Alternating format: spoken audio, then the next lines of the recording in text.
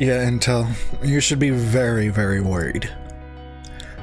So last week was CES 2019, which was held in Los Angeles.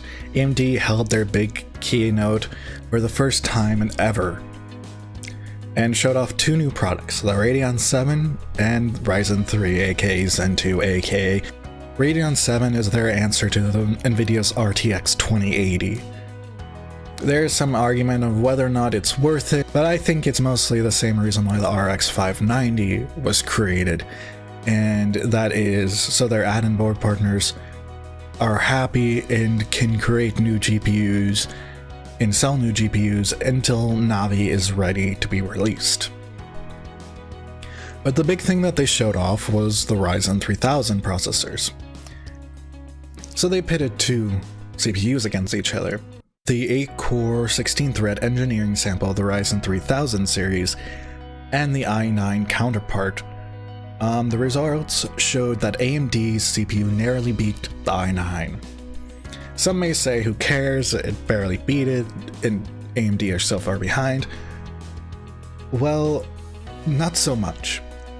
When the CEO of AMD, Lisa Su, showed and uncovered the Ryzen CPU, the little chiplets, it revealed that a small 8-core chiplet was on the chip, and there was enough space for another 8-core chiplet.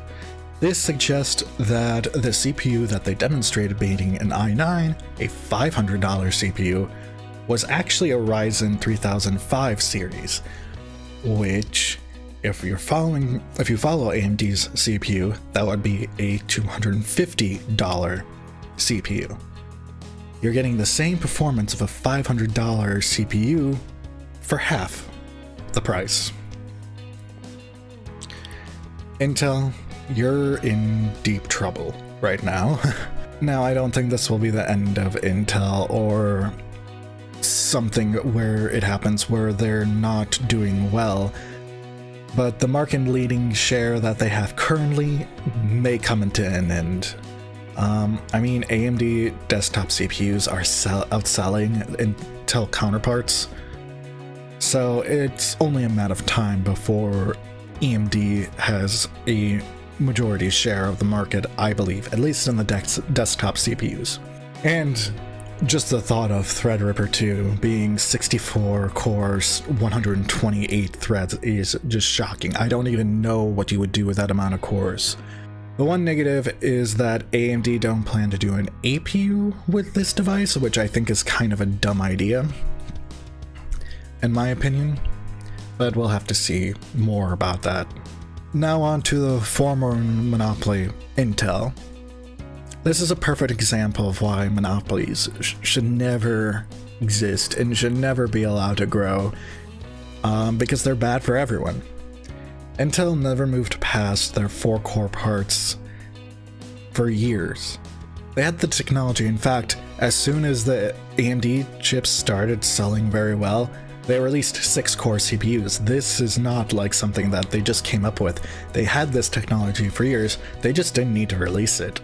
For years, consumers only received small, minute, beneficial overclocks and speed upgrades over time, and charged an extreme premium for it, because they didn't have anyone to compete against.